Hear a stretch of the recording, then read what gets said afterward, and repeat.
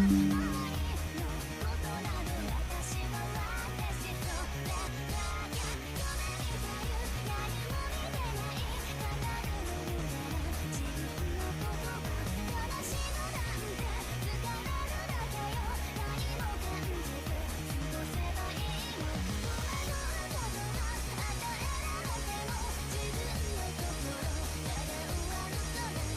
私から動くのならば全て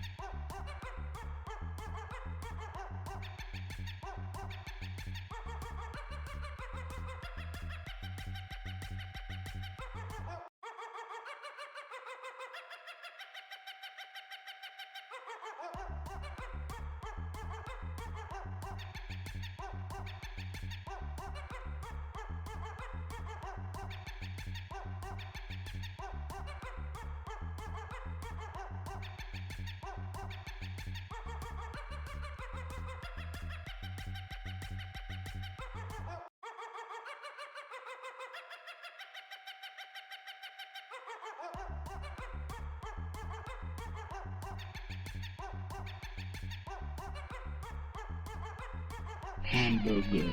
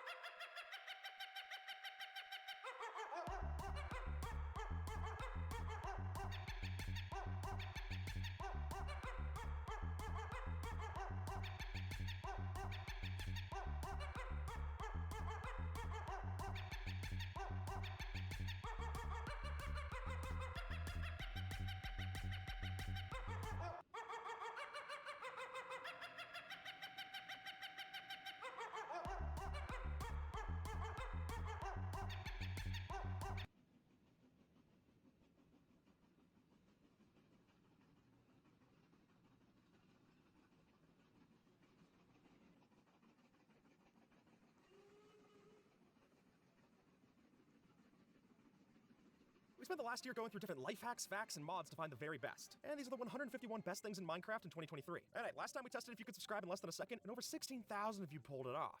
So this time, let's see if you can subscribe exactly when I hit the floor. Ready? Go. And even if you subscribed after, thank you, it means a ton. For this Minecraft illusion, you don't have to build anything. It's just gonna cost you 30 bucks, since that's the cost of a Minecraft account. Because truly, just having your skin set to one like this, we're able to make it so that when you look around in F5 and follow the camera, it seems as if the eyes are following you. And the reason for that happening is that we have the hat layer set up in such a way where it parallaxes against the background, making it look as if our eyes are following you, even if our head isn't. At first glance, these slimes look normal, until they start jumping, since now you can actually add the jump boost effect to slimes. And yeah, I don't really think they're coming down at this point. Here's how to use a boat to get through walls. Strange as it may seem, if you row your boat into a corner like this, then no matter how solid the wall is, whenever you dismount, you'll actually be ejected to the other side of that corner. So if you're looking for a sneaky way to get into your enemy's base without breaking any blocks, then 5 wooden planks is enough to do the trick. Just make sure when you leave to get rid of the boat, because nothing's gonna look more suspicious than a few pixels worth of planks poking through the wall. It's a dead giveaway for sure. With realistic water, that means that the water source is always constantly updating. And one of the first things you'll notice with that is something called displacement, which is that if you place a block within a water stream, it'll just cause the water to go elsewhere. And important to note is that if the water can't spread outwards, it'll just go up instead, which looks cool, but it can make it a real pain to clean up water spills. So if you don't have a bucket to pick up the water, you're not exactly going to be able to block it up like we used to. So you might want to spend 3 irons so that you can make this a little easier for yourself. Instead of using a painting to hide a door, use it to hide a chest, or rather the pressure plate to hide that chest. See, as this user shows, we can place our painting supported onto a pressure plate, which then can serve as the redstone input to open up this piston to reveal our chest. And sure, paintings do tend to look a little suspicious, but I doubt many people are throwing items through them. So while your friends and enemies might wonder why it's there, they probably can't figure out that this is the reason for it. Camouflage skins are nothing new to Minecraft, but what we're camouflaging might be a new touch, since the particular choice here to use a deep slate camouflage skin can work really well with how dark it gets in the lower levels. And then from there, hitting the sneak key will make you even more invisible. And now the big problem you're gonna have to worry about is making yourself look too invisible that your friends think it's safe enough to use a tunnel bore. In that case, you might be better off safe rather than hidden. The actual fastest pickaxe in the game happens to be gold, though that comes with a couple caveats. For one, the difference can be situational, so some blocks will behave the same, while others the gold will mine faster. But more importantly is that this difference changes when the pickaxes are enchanted. Since while it's true that an unenchanted gold pickaxe is better than an unenchanted netherite, when you enchant both of them with efficiency 5, then the netherite pickaxe actually shines. Oh, and also it has more durability than a toothpick, so maybe that's still worth using. And unless you're a speedrunner trying to clear out netherrack, there's really no point to using this golden pickaxe ever. In 20W22A, there was a glitch where if you logged into your Minecraft world with the clouds turned on, and then turned them back off, and if you do that correctly, the clouds should stop moving on screen. That is, until you move. At which point they'll follow your every movement precisely, which is more than a little creepy. I've heard of the hills having eyes, but I guess the clouds do too. If you go to create a super flat world, and instead choose for every block in the world to be made out of enchanting tables, none of them will generate with books, which by itself is already kind of ruining Minecraft, but we can push it so much further. Since if you then use the fill command or world edit to reset those enchanting tables, then they'll have their books back, and the result will be a lot more headache inducing. Yeah, each of those books wants to take a peek at you, and the result is a lot of lag. Plus, it's just creepy too. By throwing down seeds for a villager, regardless of the type, they're gonna walk towards and pick it up. And this blew my mind when I first heard it. I thought it would have only worked with farmer villagers, but sure enough, there is a way to get them to follow the breadcrumb trail. With realistic physics, you can only travel about 10 blocks in a row before the blocks begin to fall, much in the same way that we're used to using scaffolding. And that means that when you try to build a bridge in Minecraft, you're gonna need to actually have those realistic support beams to keep it up. Otherwise, if you do this without, it's not gonna work. Which sure might help to make some of your bridges look better, but if you're someone who likes to speed bridge, especially in something like Bed Wars, I don't think you'll be able to do that anymore. After all, it's not much of a speed bridge if you have to waste time to build supports to do it. So you're probably best to try to use something like an ender pearl to help you clear gaps in the future. Now that everything has gravity, if you try to build a piston door in the usual way, everything's gonna fall apart. And you'll see as much from this basic 2x2 door example. Even if you understand the redstone, it's not gonna make the cut. And you'll find that the only workaround to get this working in your world is that you must have the pistons both open and closed simultaneously. Otherwise, you're just left with a bunch of redstone bits falling through the cracks. And that'll be especially true if you try to build a door any larger than this one. If you thought it was hard here, it's close to impossible with these other options. With just a lever and some redstone dust, we're able to lag the game so much that we can basically freeze time. Since with the way that Mojang's coded redstone dust, it gets pretty laggy when you connect a bunch of these up to a lever. And then by using something like the fast right-click feature in a mod like Tweakaroo, we can flip that same lever on and off until eventually the redstone's updating so much that we basically slowed time down to a crawl. And then that's where the fun begins, since one of the easiest tricks to pull off with this is to break bedrock.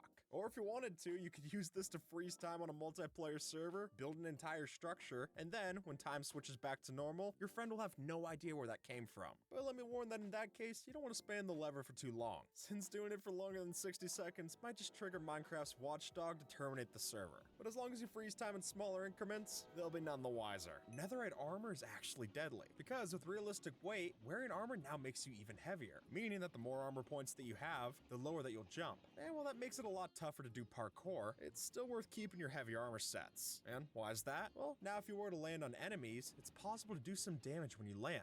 And the faster that you're falling, the more damage that will do. So the question is, can you kill another player like this? And as you can see, if we start from 42 blocks up, we can land the fall and kill our friend just like an anvil would. Now, when you watch this glitch happen in first person, it might be hard to understand what's happening. But when we cut to a third person view, it gets a little bit more obvious. What's happening here is that the client and the server are desyncing every time we punch this fish. So while the client thinks that nothing changed and we can keep swimming as normal, according to the server, that punching cancels the sprint and we stand up so that we can breathe above the air. And that little bit of desync will keep our head above water. In the snapshots for 1.20, there existed a glitch where if you had a chiseled bookshelf that was already filled with books and then you clicked it with another book that was in your hand, then you could duplicate that book of your choice as much as you wanted to. Which was great if you didn't have yourself a mending villager, which is probably the most useful bookshelves have ever been in the game. And of course, that's why it got patched out. Now, I'm not someone who likes glazed terracotta. I just usually think the pattern's too busy. But with this floor example, I think it looks quite nice. But that has nothing to do with the pattern and everything to do with this illusion. Since once we jump, you're gonna notice that this wasn't just a regular set of blocks, but actually full-size glazed terracotta patterns made to look like the smaller blocks. So then when you stand at the right angle on top of this one, it mixes together nicely with the other examples. And sure, if you really were to study it, you could see some cracks in this illusion, like the fact that we can't match every color of the texture perfectly with actual blocks. But come on, look me in the eyes and tell me with a straight face that this couldn't fool you for just a little bit of a second. If you look at the original sprite file for the items.png that used to be in Minecraft, what you notice is quite a few items that were textured but never added to the game fully. And among those was the quiver, which had its origins in the Legend of the Chambered game that Notch had made prior.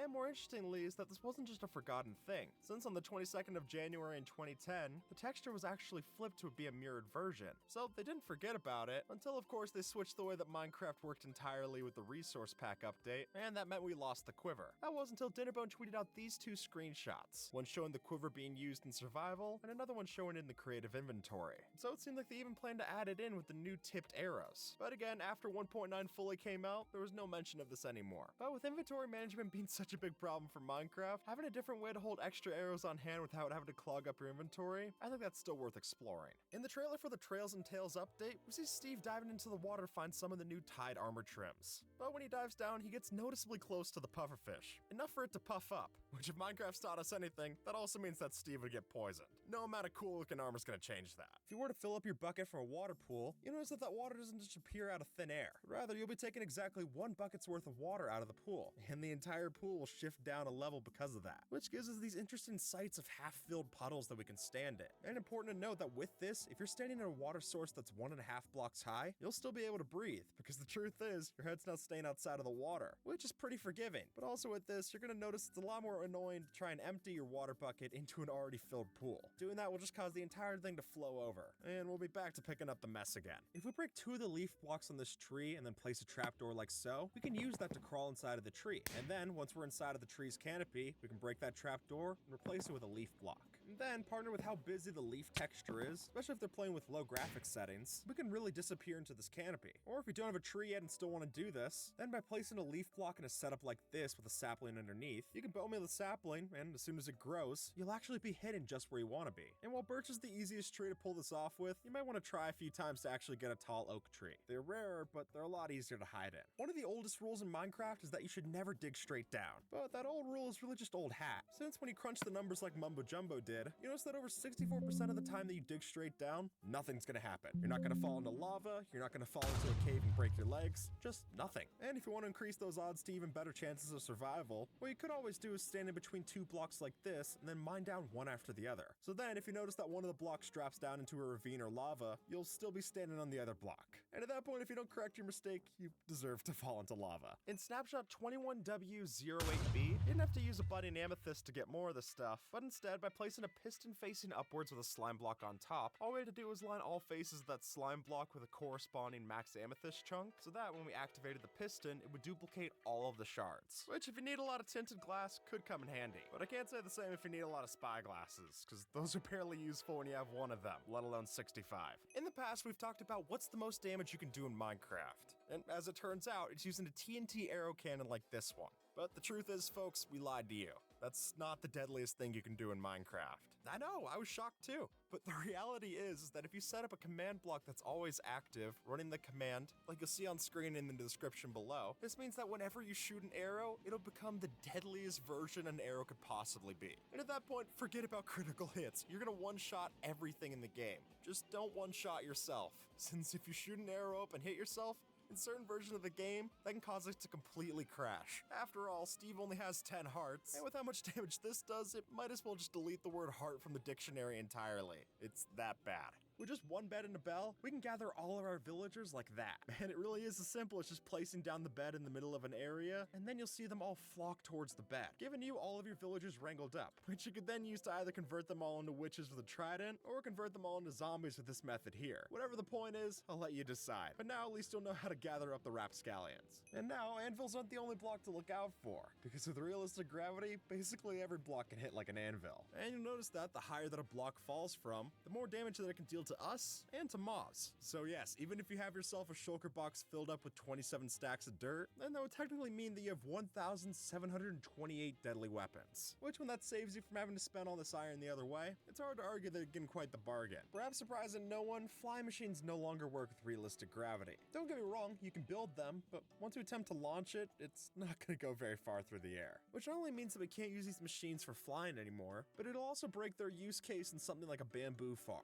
And much like our piston doors, this also breaks plenty of different entrances and elevators that we would have built otherwise. So for my money, you should save your time and not try to get the slime balls necessary to build one of these. It's not going to do you very much good. Alright, pop quiz. What do you do after accidentally hitting a zombie piglin? Well, the solution's simpler than you might think, since all we gotta do is take after this user on Reddit and dig out 2 blocks into the ground and then build 2 blocks up so that we're standing safe. And from there, if we hold crouch and move back over the hole, then at that point, all the zombie piglins are just gonna run into that confined space. And once we got them crammed in there like sardines, all we have to do is drop 2 pieces of gravel on top of them, and they'll all suffocate down there in the pit, making this the simplest way to get off their bad side. Though keep in mind that if you do this, you might run the risk of them spawning zombies as reinforcements. But as long as you're stayed up on their tower, you'll be able to easily dispatch them too, proving that this mistake was as easy to solve as it was to make. You need to shoot yourself.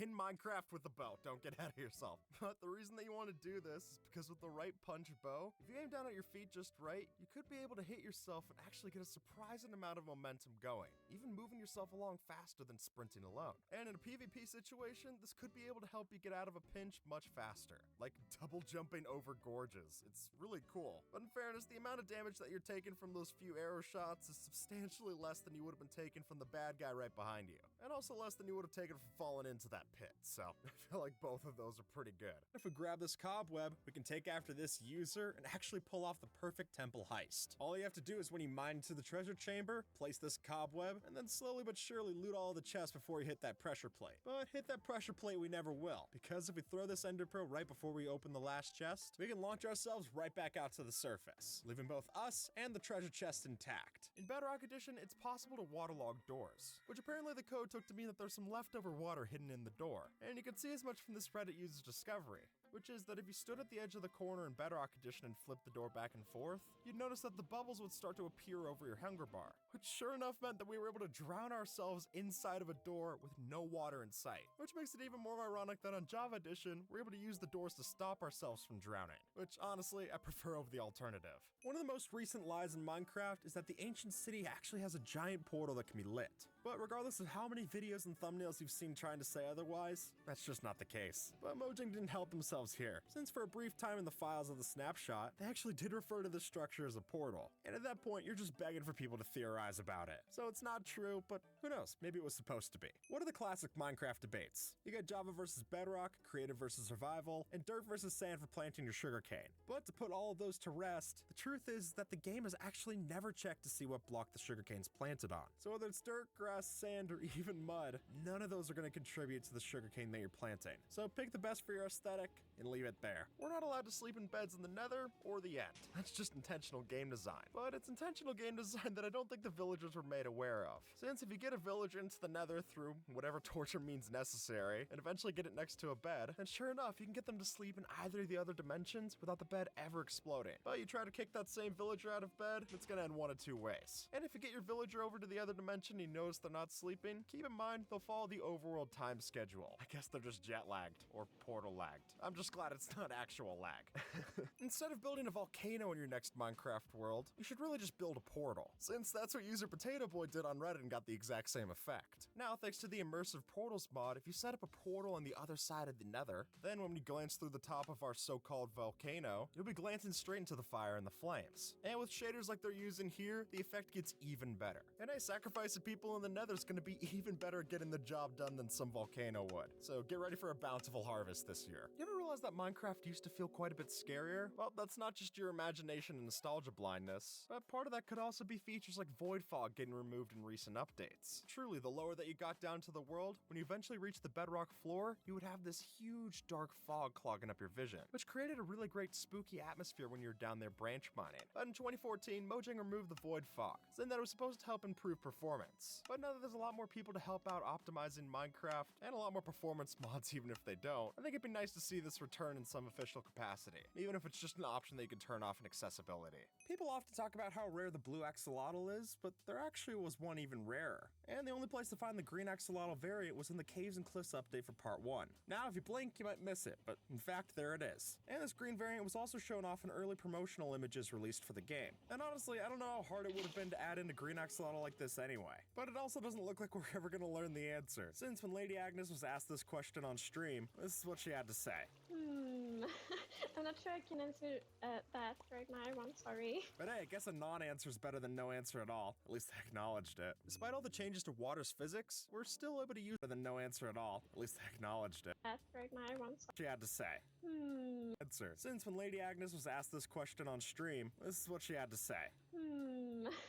I'm not sure I can answer that right now, I'm sorry. But hey, I guess a non-answer is better than no answer at all. At least I acknowledged it. Despite all the changes to water's physics, we're still able to use a water bucket for a clutch. And now if you just place down the bucket to break your fall, the water isn't going to spread everywhere like it usually would. Which overall is less destructive, and it still looks pretty cool. So I'd still recommend carrying one of these in your hotbar for safekeeping. Powdered snow isn't exactly a comfortable hiding spot. Well, the only thing that's keeping you from jumping face first into a pile of white powder is the law. No, is 4 leather and a crafting table. Since, strangely enough, all it takes is a pair of leather boots to make yourself completely immune to freezing, even when you're completely submerged in powdered snow. And you'll see as much if we sneak behind this armor stand. And then if you keep holding sneak, no one will be any the wiser that you're down there. Did you know mobs can't kill you if you hide in sugarcane? Well, that's not true, but it used to be. Since apparently back before the 1.9 snapshots, there existed an old bug where if you stood inside of a sugarcane stalk like this, the mobs wouldn't try to hunt you down. But unfortunately for us and our sugarcane, that's been changed. Which makes sense, it's one of the more transparent blocks you can stand inside. If the zombies couldn't track you down through that, I would doubt their eyesight. Did you know Mojang made it so creepers can't explode at all? It's really no joke. We're just gonna have to go up to the build limit to test it out. Since in current versions of the game, if you were to get a creeper or an exploding TNT block up at Y level 320, then at that build height, they're not able to destroy any blocks. And the reason for that is that when the game checks to see if the block has the right resistance, it just returns null. After all, you're not supposed to be able to place blocks up here, so why should it explode? And that means all explosion spread is nullified as well. Now, what you see might look like a lot of beehives, but the truth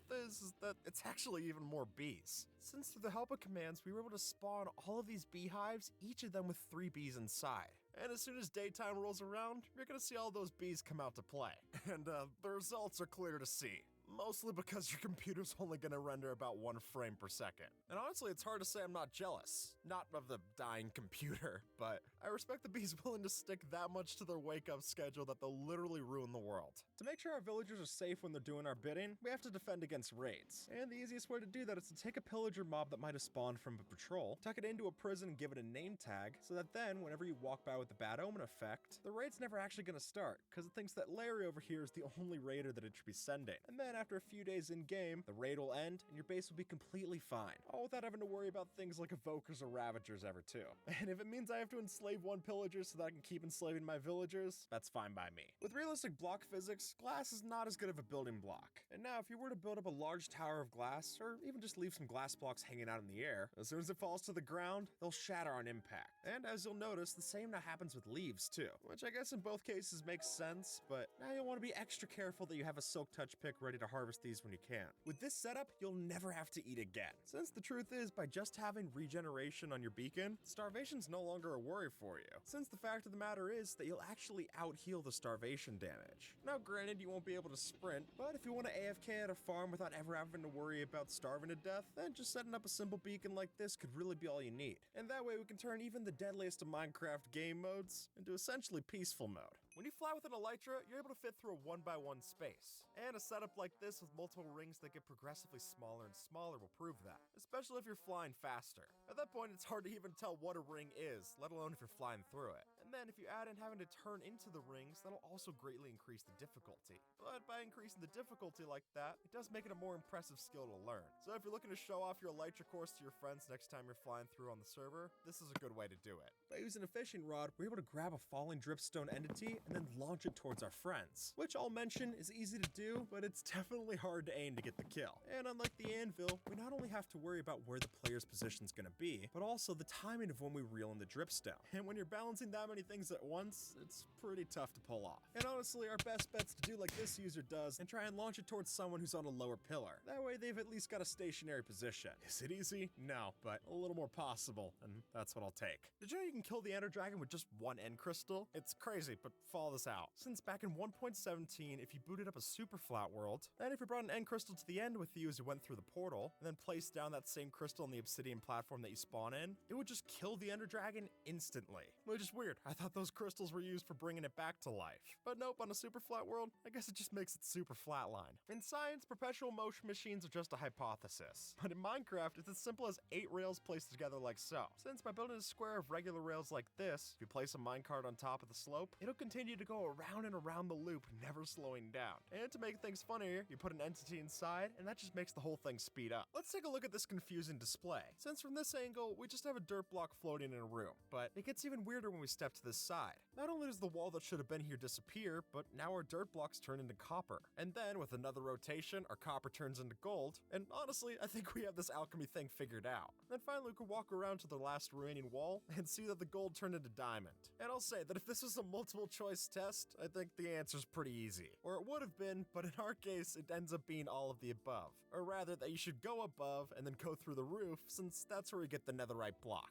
Or that sometimes you just need to look at something from a different point of view to end up getting the best return. Did you know that mobs used to be scared of creepers? Sure enough, when there was a creeper that was ready to explode, early versions of the game would see other hostile mobs run away from the creeper, which was a fun little detail. But the way they went about implementing it was a little silly. Since the way that it was coded, each mob would be checking for an exploding creeper near them every single tick, which is a lot of updates to send out. And really, I'm surprised there wasn't a simpler way to do that. Just have the creeper, when it's ready to explode, send a tag out to other nearby hostile mobs in a certain radius, and then they can get scared. That way it's reactive instead of proactive. But apparently it was just easier to remove this entirely. Though I would still like to see it return, and hopefully better coded. There must have been some disagreement about how drip leaves work between the trailer team and the actual developers. Since when you watch drip leaves in the trailer, Alex is bouncing off of them, using them to spring from one to the other. But in game, they're not springy, they're quite the opposite. They just droop and fall. But even with that disappointment, the lush caves that she's in still seem a lot better than what Steve's dealing with. This hourglass is completely possible with realistic water physics, because now water will try to drain down from a higher place into a lower one. So once we break this block, the water will seamlessly flow from the top down to the bottom. Man, this is just one of the many cool builds that you could make, since this could also allow for a water mill as well.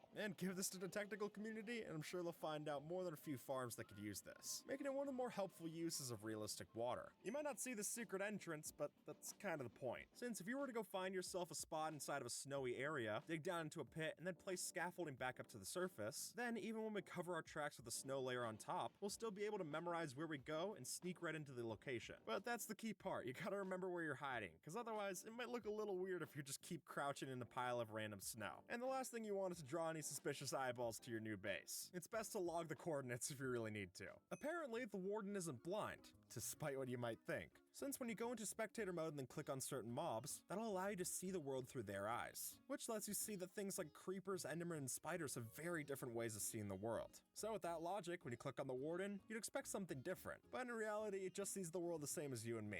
Which, while that could be an interesting piece of lore, it's more likely than not just an oversight on a seldom used mechanic. I must be a bad trainer, because no matter how many times I try to tame wolves, I can never get them to sit still. Though the reason for that might just be because when you summon a wolf on top of a slime block and then tame it, you can't actually get it to sit down. Since the way that the slime block works, it's a little bit less than a full block size. And that confuses the wolf's hitbox so that it sits down and then stands right back up. I can't say I blame them, I also don't want to sit down Nickelodeon gack. We're gonna use just one ender pearl to get infinite amounts of ender pearls, and then 0 amounts of frames. By setting up a repeating command block, we can type in this execute command so that every ender pearl entity that enters the world is therefore summoning other ender pearl entities. Which right now doesn't seem that bad, but as soon as you make the decision, or the mistake I should say, to throw out an ender pearl, we'll quickly have more than 16 of the things. Then after saying this, maybe it's for the best that endermen don't always drop ender pearls. Clearly they're a lot more powerful than we ever thought. Here's how to use one villager to get ourselves infinite emeralds. Since as Razework shows off in this video, if we get ourselves a librarian villager and then train it up to be an apprentice, then after a few mishaps with a zombie, we're able to drive its prices so low so that we're able to buy a bookshelf for 1 emerald, and then, here's the key, we can sell a book back for it for an emerald. And obviously, every time that you buy a bookshelf, you break it to get 3 books, and then sell it back for 3 emeralds, meaning 3 more bookshelves, and the cycle repeats. Which is obviously very lucrative, but keep in mind, I'd only suggest doing this on hard mode. Since in the other difficulties, it's not a guarantee that you can zombify the villager.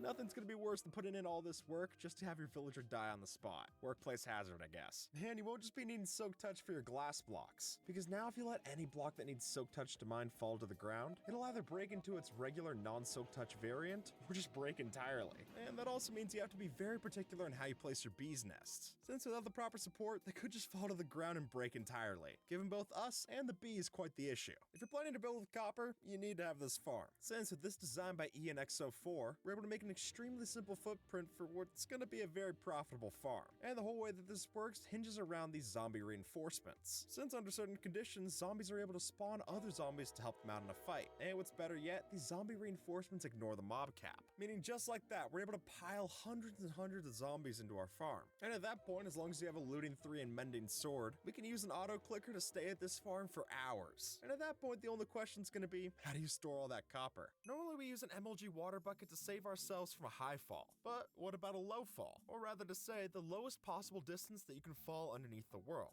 Since if you were to set up shulkers and boats in the void, we can't actually make a platform that's 67 blocks underneath the world's surface. And then if we were to fall from world height, that would be a 447 block drop, which is gonna take a while to fall. So remember that once you get close to the bottom, you are supposed to press right click to get yourself into one of those boats. After all, it'll be pretty embarrassing to set all this up and then die in a place where it's almost impossible to get your stuff back. Maybe do a little bit of practice before you try this one. To pull off the impossible feat of speed bridging with gravity blocks, we're gonna need a lot of lag, and probably a macro too. In this example, we're using the carpet mod to simulate lag in the map, and you'll notice that the better that you are at bridging, overall the less lag that you'll need. And really to pull off this trick without using any lag, you would have to move at a speed faster than what's possible in survival mode, which is impressive for sure, but it kinda defeats the point. As user T-Pupper showed off on Reddit, back in the snapshot of 19W42A, there was a glitch where if you planted a tree on a dirt block, and then had another dirt block at any height above that tree sapling, then when you bone mealed the tree, it would grow on the block above instead. And folks, there was no limit to the amount of gap that we could have here, getting some really peculiar sights if you decided to plant your tree on the bottom level of the floor. You'd get that tree, but it would be up in the mountains. Now if only you had some wood to make some ladders to reach the tree, then you'd be solved. At its highest level, Swift Sneak 3 is supposed to help you walk around while sneaking about as fast as you would when you're regularly walking. And on almost every block in the game, that's true,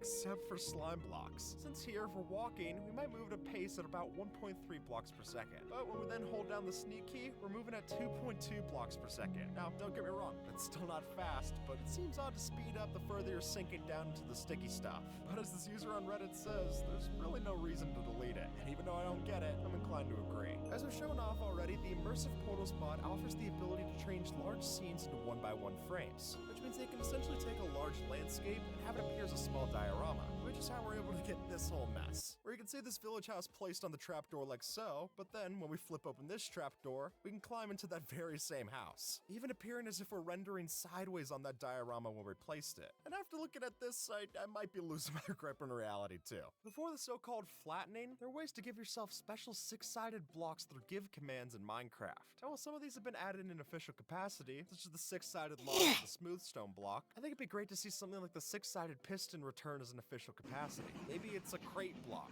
Or if you want to add in extra redstone functionality, you could use this as a way to extend the piston push limit past 12 blocks. I don't know, I just think it would be cool to see these features that were historic in some Minecraft players' journey return officially, especially if they've already picked a few of them to do this with. In the announcement trailer for the Minecraft live stream in 2022, you'll notice that in this example, there's multiple frogs that are able to ride in one minecart, which not only doesn't happen with any mob in the base game, but here we're also able to see the frogs. Since in reality, if you get a frog inside of a minecart, the only way you're going to be able to see it is from above. They're just too small within the minecart's model. Oh, and also, they got a warden inside of a minecart too. Don't think I didn't miss that. Be careful not to dig from a river down into a cave, since with the way that water works now, that'll eventually cause the cave to fill up with water. And worse still, that could also end up draining your river, which would give you more than a few problems, both above ground and below it. And while this could technically happen with the ocean too, unless the cave's very big, you're really not going to see much of a dent. But all of that to say, be careful, because I don't think placing a few doors to get an air bubble is going to help you this time. If you only need to hide yourself for a few minutes, then it's hard to get a lot of points. Since with fire resistance potion and some redstone, we can buy ourselves some valuable time to hang out at the bottom of the lava lake. And there, even if anyone notices that you're down there, it's not like you'll be easy to get to. But I will warn, obviously, that if you try this, you might want to have a stopwatch next to you, or at the very least another potion so that you can re-up it. After all, the brewing stand makes 3 of them, so you could use all of that to and at that point, if they're still waiting up there to catch you, they deserve to. They clearly have patience. When you take a strider outside of lava, it's supposed to get cold. But when you put them in powdered snow, then they... I'm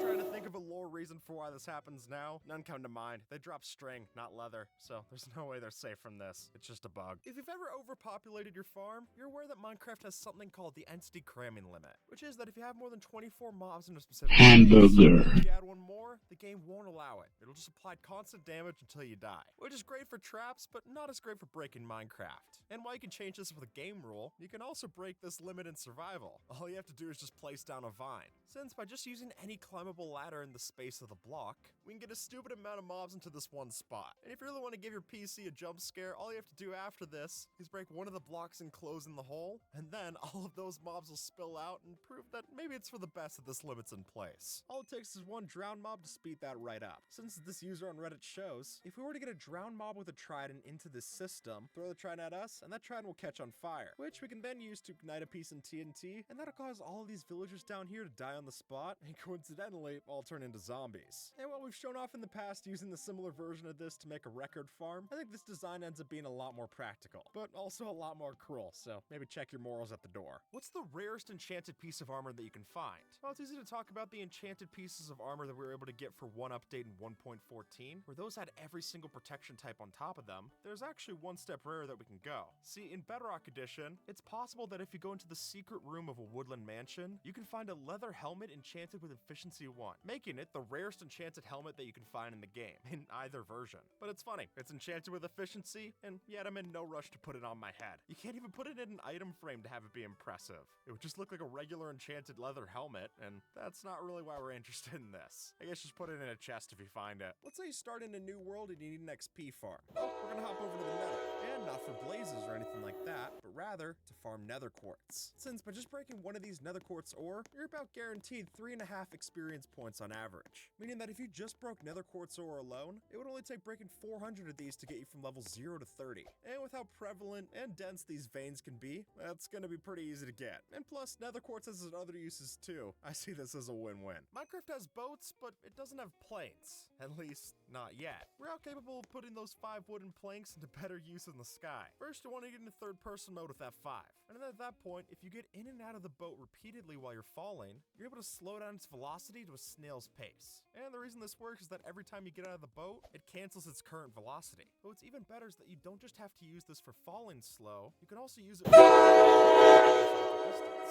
And that's why you'll see speedrunners putting this to use if they need to save themselves on a run. Or in Dream's case, you can use it to save yourself when you're running away from your friends. Once you get a rainstorm overhead, if you equip yourself with a Riptide 3 Trident and Elytra, we're able to pull off the coolest trick shot in history. But watch closely, because if you blink, you might miss it. Since once we get a rainstorm overhead, we're able to use this setup to get ourselves launching at over 400 blocks per second. And at that point, it's difficult to land anything, let alone a headshot. But once you do, you'll notice that this is able to one-shot someone with protection 4 netherite armor. And in our testing, we found that if they're wearing projectile protection 4, this will still get them down to 1 heart. Who knows, with more precise timings, there's still a chance that we could get this in one shot. And that way, we basically turn ourselves into a flying version of the rail cannon. There's a lot of debates over whether birch logs are ugly, and while I don't want to weigh in on those, I will say that Snapshot 20W28A didn't do you any favors. Since back then, there was a very weird bug when it came to birch trees, where when you'd load up your world, the birch trees would spawn in a square formation in every birch forest, creating this really unnatural sight. And I get that Minecraft's a game made out of squares and cubes, but this might just be pushing it too far. This might look like a 3D model that we green screened onto this background, but it's actually made entirely out of particles, and a convenient program. Since as this post from the Minecraft Commands subreddit shows, we're able to use an external script to then take an animation from Blender and then translate every vertex and its position and color data into a string of particle commands. Finally giving you that Minecraft GF that we've all been hoping for. And while in the past we've shown off this hologram making machine over here, I can say that even while I was looking at that, I never imagined something as animated as this. That's entirely special. By looking into this hole, we've got ourselves a perfect cow spine machine. And best yet, the cow's none the wiser. And the way that we make this happen is having an immersive portal tied up together with a repeating command block so that it's constantly teleporting our portal directly over an entity that we want to watch. And the original poster on Reddit has an even more helpful set of rules that you can see here on screen. Make the portal, name it with the command, and then with a repeating always active command block, you have it constantly teleport the portal entity above whatever entity that you want it to follow, giving us the perfect crystal ball to spy on your friends or your enemies. I won't judge. Creative mode's supposed to let you do anything in Minecraft, but even then, there's still been some features that we've lost along the years. One of which was the ability to have nether and end portal blocks inside of your inventory in creative mode. I mean, you're able to do a set block command and summon in another portal like this without the actual portal frame, so why are we not then allowed to place down that same block if we had it in our inventory? And to make matters even funnier, through the use of a glitch like this that we've shown off in the past, in Bedrock Edition, you're actually able to get a portal block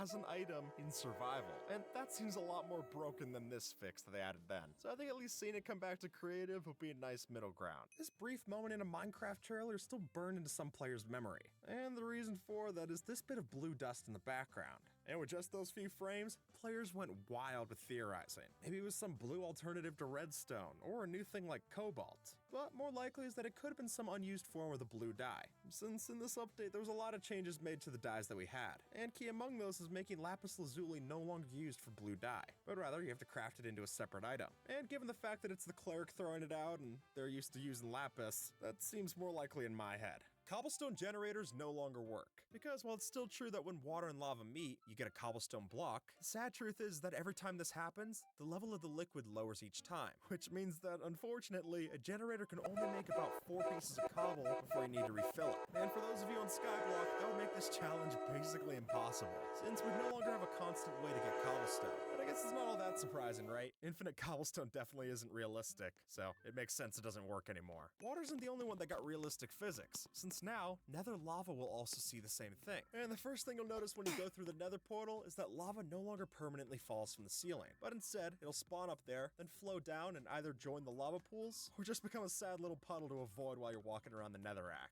Which, say what you will, this makes it a lot safer to use on Elytra in the nether, and I'll gladly take not having to bob and weave just so I can make it over to the fortress. this. If you're trying to hide from your friends, then a silly way to do it might just be getting yourself a carved pumpkin. Now, not to say that your friends are Endermen, but what you might see is that if we actually put on one of these and then crouch next to a pumpkin patch, without our name tag, we do tend to blend in with the other textures. Is it stupid? Of course, but if it works situationally, that's good enough for me. Because remember, it only has to work once for it to be worth it. And if everything goes wrong and they still catch you, you could always craft up yourself an iron golem. Lord knows you'll have the pumpkin. Here's how to use a bundle to duplicate all your diamonds. All you gotta do is lay out 9 diamonds in the crafting table to craft a diamond block, and then use the bundle to pick up the individual items in the crafting table. At that point, we still have our 9 diamonds in our inventory, but the diamond block will remain in the crafting table. And now we went from 9 diamonds to 18, giving you a short track to the new richest person on the server. I would just suggest moving. I don't think the IRS takes kindly to diamond duping. Trading with villagers is great till they start to lock away those traits. We're actually able to solve that through the help of portals. Now, in current versions, this only works with end gateway portals, but building a design like this, it's possible to start a trade with the villager, and then once we get pushed through the end gateway, we'll still be trading with that same villager, meaning we could do our trades and it won't even lock.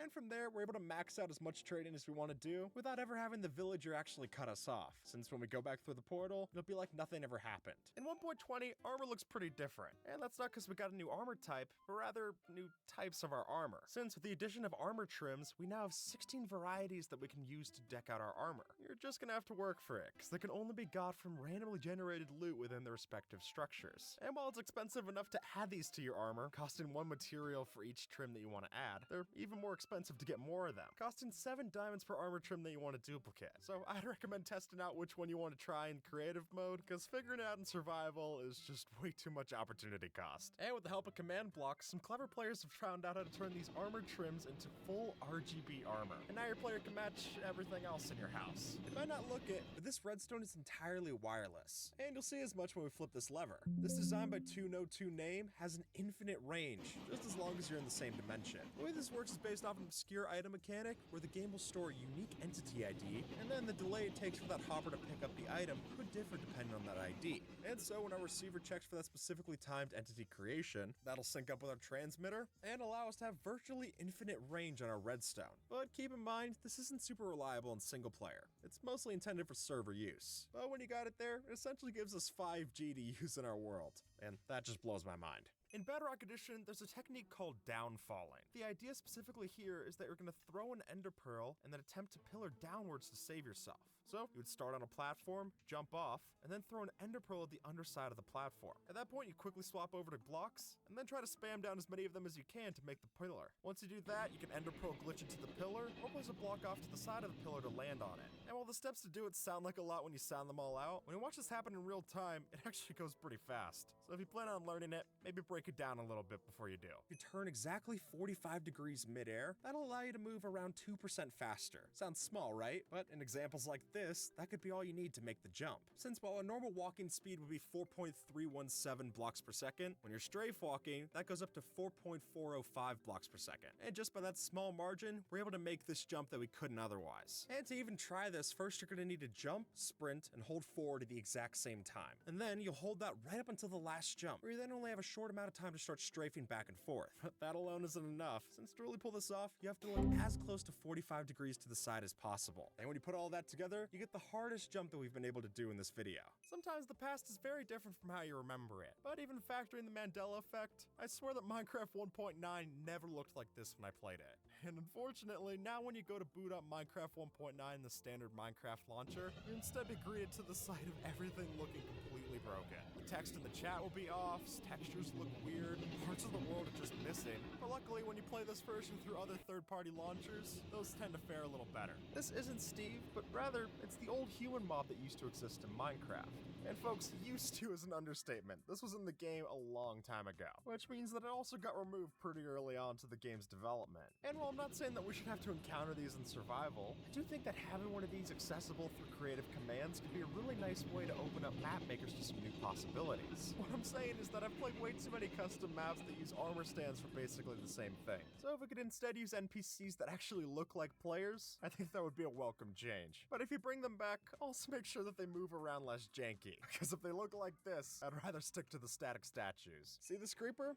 Well, if you can't, that's kind of the point. Since now, creepers have the scary ability to blend into their environment, making them much scarier to come across in the caves. And folks, there isn't just a few blocks that they can turn into. The amount of compatibility that this adds in is shocking to say the least, even giving them the ability to blend in with leaves, cobwebs, and glass. And that last one's the scariest, let me tell you that. But given the fact that creepers used to blend in with the alpha grass texture, who knows, maybe this is more intentional. And to me, that's even scarier. Pistons no longer break water, but rather, they're able to push it. And you can see as much from this simple example. You pull the lever, and the water displaces out of the hole, which, simple as that seems, can make huge differences for the way that we do redstone. And now we're able to move water in and out of a specific area, and even push our items in that direction. I mean, item streams might still be possible, you're just gonna need a few pistons to do it. Interestingly, this trailer feature used to not work, but now it's actually possible in new versions. Since when 1.14 was shown off, you wouldn't have a baby villager riding a pig. Now with the /ride command, we're not only able to make that happen, but we can have a whole number of mobs right on top of each other. And the results get pretty crazy. It's worth playing around with. Unlike in real life, in Minecraft, you're not safe under the covers. You're quite literally out in the open. But by opening up this trapdoor underneath my bed, that'll give us access to the secret minecart underneath. And then by having that minecart placed on top of an activator rail, we have a quick and easy way to get in and out of our secret base. And this works particularly well, especially because if you have a bed up top, it already looks like you have a base. And I doubt very many people are going to be checking underneath your beds for any kind of monsters. And then when you're ready to leave, use the same minecart and it'll shoot us right up top. Alright, pop quiz, how do you spawn a wither if there's realistic gravity? Because if you build the shape like you're used to, it's all just gonna fall apart. And that doesn't make for much of a wither, it really just makes a mess. But that's fine because there is a way to still solve this. And now, the only way to spawn the wither is to place this T-shape of blocks sideways. But if you're used to spawning withers underneath the bedrock portal in the end, this is nothing new. And honestly, as long as we can still use this easy strategy, that's no skin off my back. I much prefer this anyway. You might be wondering how you even explore ancient cities without having to worry about you-know-who.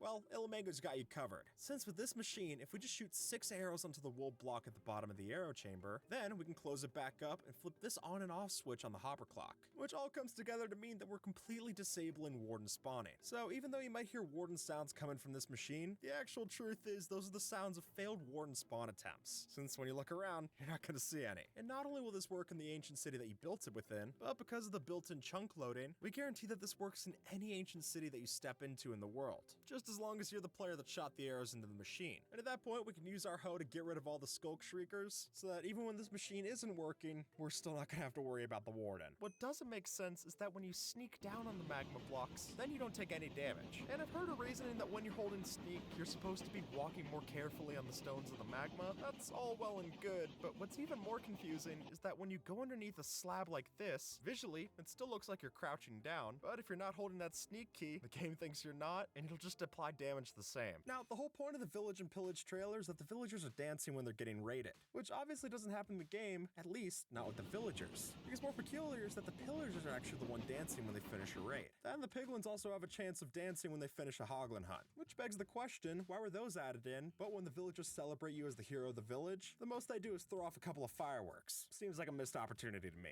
If you've ever watched a speedrun and you see the speedrunner change their FOV like this, it's actually for good reason. Since when you look at the F3 debug screen, you can actually see spikes in entities depending on what your field of view is. So by narrowing your vision down to a low FOV, we can pinpoint where there might be large spikes of entities. And when you're in the nether, this could be a good indication of a bastion remnant being in that direction, since usually piglins, piglin brutes, and hoglins will all spawn upon generation in bastion remnants. And they won't despawn naturally, meaning that when you look in the direction of one, you're going to see more mobs spiking up in your F3 debug than in the surrounding areas. And it's not just good for finding things in the nether, since if you get really specific with the pie chart that you're looking at, you could actually use this to find specific rooms within the stronghold. And honestly, I think it's a skill at all to be able to play the game for a second at low FOV. It just looks hideous. But to then be able to use it to basically look through walls and find things, that's pretty cool. And it could help you out as soon as you learn it. Are you familiar with the law of the conservation of matter? I think I am. I dropped out of high school. But to my understanding, you can't create matter where there wasn't already matter already. So in that case, it scarcely makes sense that when you kill a snowman, which would take 2 snow blocks to make, costing 8 snowballs, they can drop up to 15 snowballs on death, giving you 3 snow blocks. It just seems weird, though I guess we are able to constantly mine the snow layers that generated their feet for snowballs anyway, so it's logic that might be consistent to the snow golems, but not to regular logic of science. Minecraft's textures have changed a lot over over the years, but one of the most noticeable is when you look at the old wool colors. Now, while the dyes that we use on these pieces of wool haven't changed as much, we have had 3 different variations to how our wool blocks look. They looked like this before 1.4.2,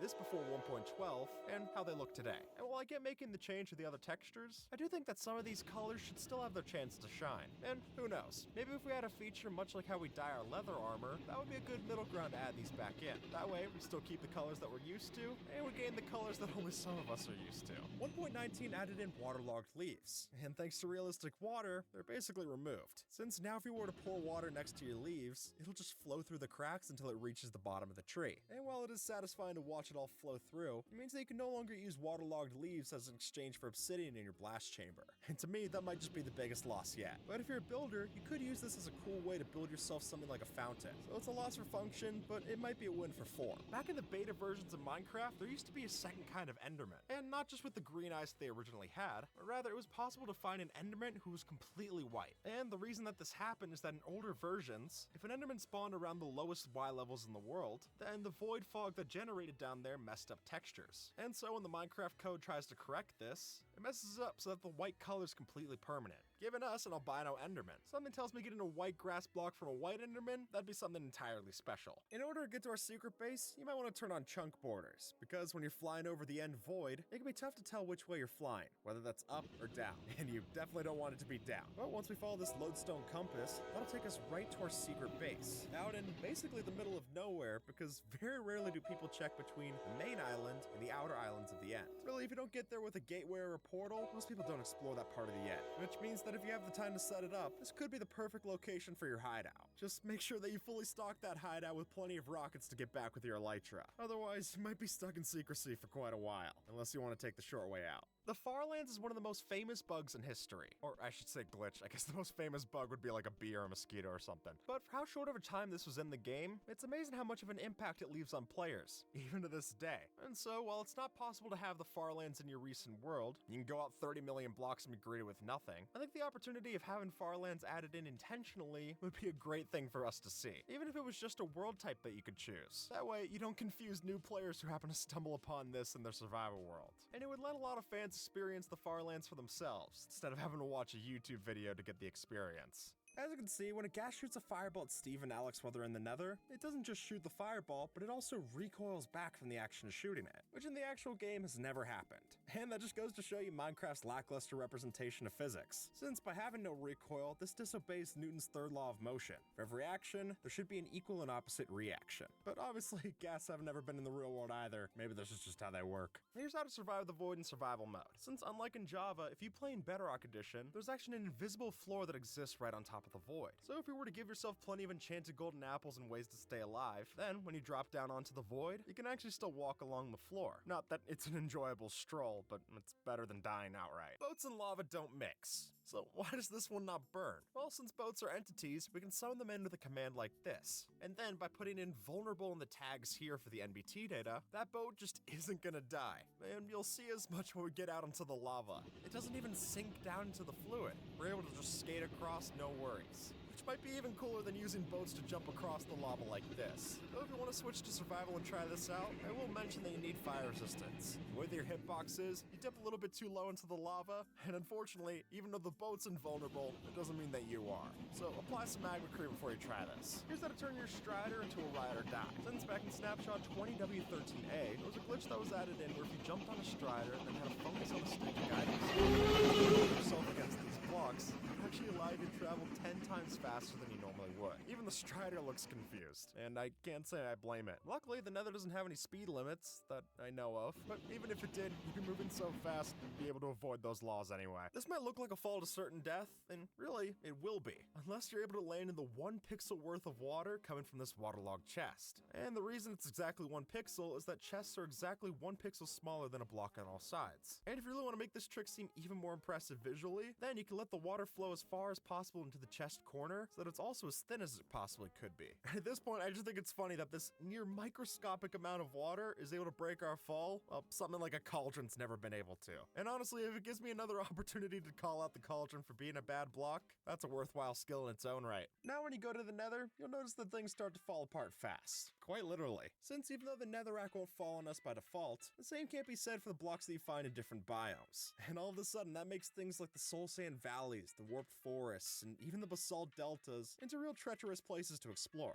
And believe me, if the risk of being squashed by a falling block wasn't enough, the amount of lag that this causes could allow you to make other mistakes as well. And really, you're just switching out one pain point for another. I'd say just get your blaze rods and never come back. And while a world made out of enchanted tables is bad enough, one made out of drip leaves gets even crazier. Now, while we could make this only one block thick, the better results that you'll see here are made from thicker and thicker layers of drip leaf.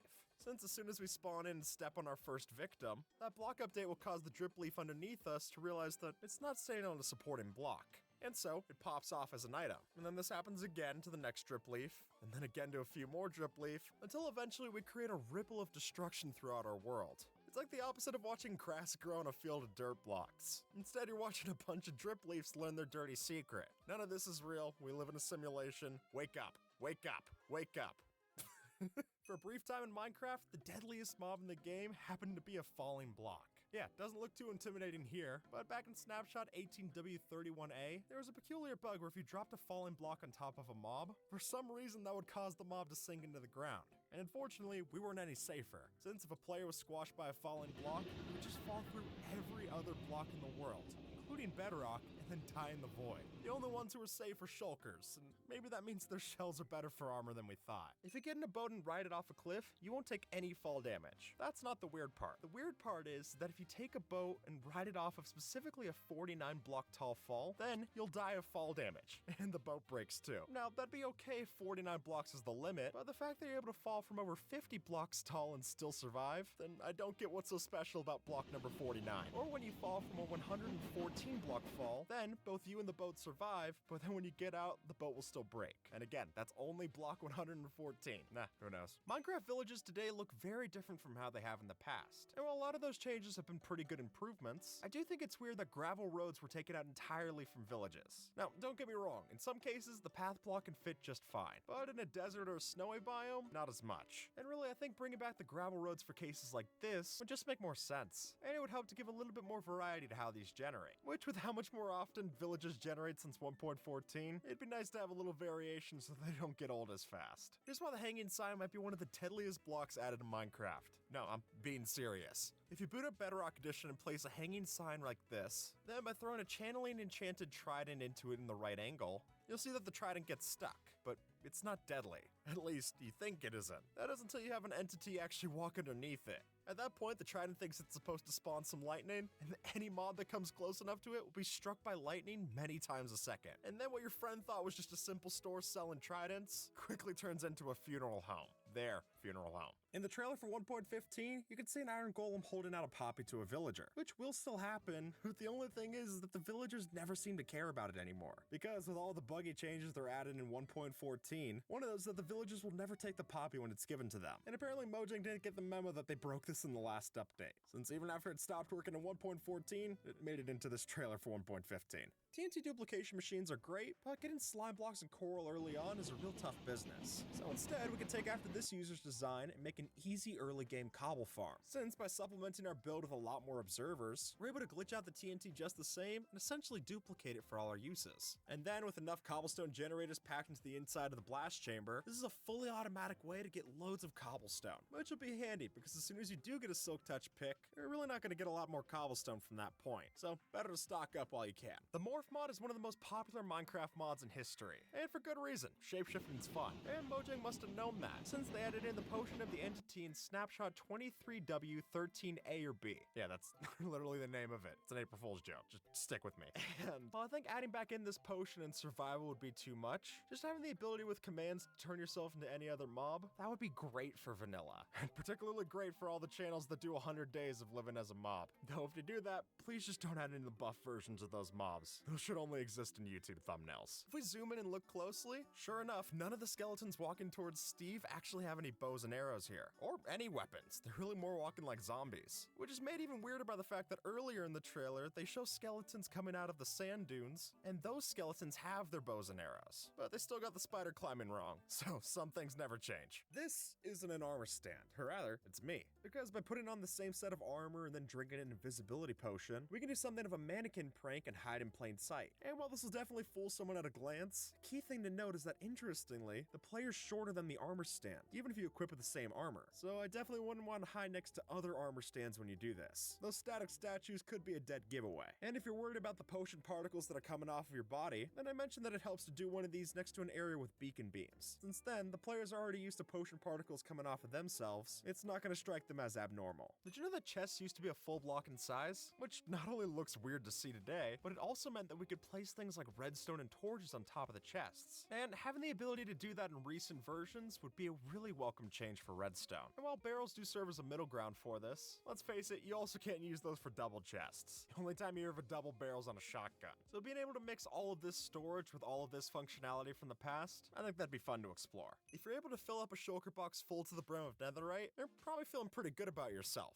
And if you're able to fill up a double chest full of shulker boxes just like that, then come on, you're on top of the world. Until, of course, you break that chest and it's over lava. Because at that point, even if our netherite doesn't burn, the shulker boxes sure do. And since each of these double chests is able to hold 93,312 items, that means that with the way that Minecraft creates item entities, that's 1,458 stacks of items that you gotta worry about in your world. Which, I know it's all netherite and that should be a good thing, but when your computer's about to put you back in the Stone Age, you won't be too thankful for your luck with ancient debris. It's really just gonna be a hot mess. And much the same way as the Wither, we can now only spawn our iron golems sideways too. Since if you were to try to place blocks underneath their arms to support them, that doesn't work. It just disables the spawning of the golem. But if you lay it flat on its back, the golem will spawn just right. And honestly, it's safer to place the pumpkin on the ground anyway, since they're a lot more fragile as they come. So far, nothing seems wrong about this world. Maybe a little boring, but nothing hold against it. But yeah, don't look up. Since with the help of commands, we're able to set up a sheet of anvils that's gonna drop down at us at any second. And while they're falling down to the ground, those anvils count as entities, which for one is gonna give you a lot of lag. And then that'll get even worse as soon as those anvils start to hit other mobs underneath them. All of a sudden, you not only got a lot of anvil entities, but you've also got a lot of item drop entities being caused by the mobs getting killed. Oh, not to mention the sound too. You might want to unplug your headphones before you try this in your world. Or really, just unplug your whole PC. It'll have the same effect as this does. In the final shot of the Minecraft 1.20 trailer, when Steve's running into the cave, we see a few anomalies on the wall here. Unfortunately, without the use of mods, the spiders cannot climb horizontally. With this simple little piston contraption, we're able to completely break Minecraft logic. Now, when the sticky piston retracts, it doesn't properly update the block that's on top of it, or the one that you attach to the piston's arm. And the reason for that is because the piston doesn't actually think it's supposed to work, since the obsidian's keeping the slime blocks from being able to move. And as such, the slime blocks aren't the only one that doesn't move, and we can get all of these illegal blocks that you see here, giving us one of the simplest ways to do update suppression, and one that still works in modern versions, might I add. Finding an end city's tough, but this will make you feel lucky if you never see one again, since by using the /place command to place down an end city structure, well, sure enough, get an end city. But we don't have to just type in that command once, and we don't even have to be the one to type in the command. And at that point, if you have a command block doing this over and over again, each of these random end city structures is going to overlap with itself.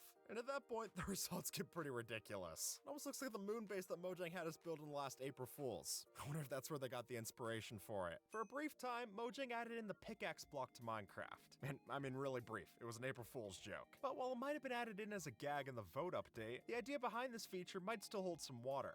And being able to use a redstone block that could actually break blocks in front of it, that'd be something that the community's wanted for years. And the same also goes for its counterpart with the placing block, which if the pickaxe block was a left-click function, this one functioned as the right-click. And while they probably need to be rebalanced so that they weren't so crazy, I think that if Mojang ever decides to get rid of TNT duplication, throwing both of these in could be a way to ease the blow. Minecraft jukeboxes have always been a redstone item, but they've never always played well with redstone. And up until recently, it was completely impossible to use things like dispensers to put music discs in, and hoppers to take music disc out. But as of 1.19.4, finally this implementation's added to our jukeboxes, letting us loop the music over and over again, or until you get copyright striked. Yeah, Sorry about that one. Although elytras are great for transportation, they're obviously not much when it comes to protection. But ever since 1.19.4, that's been a little bit more easy to bear with. Since now you can swap the equipped gear that you have in your hotbar just by right-clicking them with your hand. So in an instant, you could switch from your traveling elytra into your battle chest plate and be a lot better equipped for any bad guys that come your way.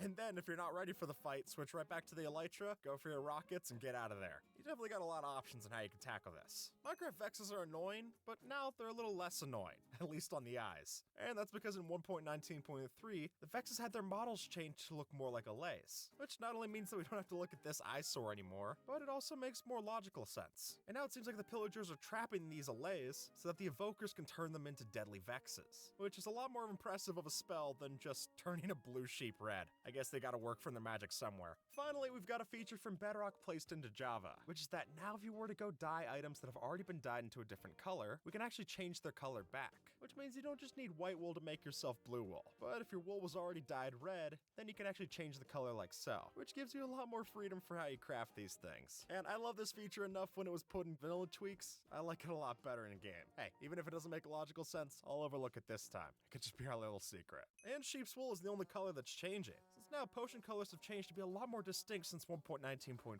And now you'll see that these match up better to the particle effects that you get when you drink them, which can be a big help for once you recognize which one of these is which, but it's also hard to call this any kind of colorblind support. And so while this change is great, if we were to get something more akin to this kind of texture resource pack that we've shown off in the past, I think that'd be an even better step going forward. Iron golems no longer spawn in villages, but instead you'll find this big guy called the Villager Brute, which is a new mob that'll help defend your villagers, but with a few key differences. Because while the Villager Brute can kill every mob the Iron Golem will, this mob will also kill creepers too. And to help keep the village even safer, these brutes can also heal any nearby villagers, which means a ton when you're getting raided. Campfires can already be used to replace furnaces, and now they can replace your rockets. Since with this change, we actually use the smokestack from a campfire to boost our elytra in the air. And personally, I think this would be fun to add in just for all the different possibilities for elytra courses. And it only takes one look at something like the new Spider-Man game or Tears of the Kingdom to see just how fun it is when you can light a fire and then ride the current up in the air into the sky. And it would make a lot more sense than using a whole bunch of cows and entity cramming to do it.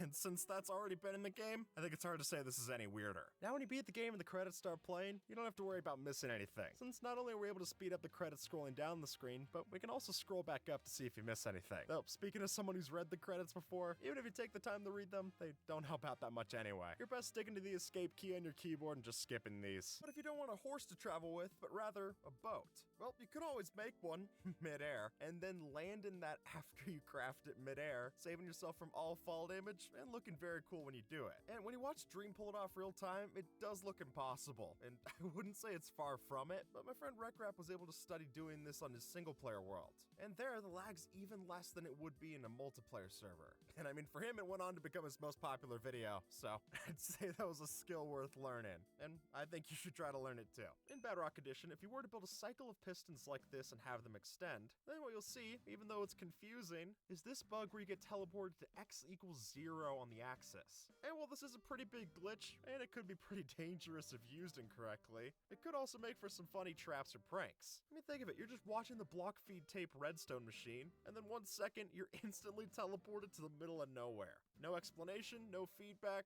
it's great. If you've ever forgotten that you're wearing an elytra, you'll be happy this one exists. Since unless you're playing in third person or you just checked your inventory screen, it's hard to be exactly sure if you remember to put this on, which could lead you to jump off of a cliff and quickly get a reminder that you didn't equip it. So with this idea, our armor bar would look a little different, where the elytra would take up 1 slot on the left side of the armor bar. It's an elegant solution for sure, and one that could save me from accidentally dying in my world, which I'm all the more thankful for. Here's how to moonwalk in Minecraft.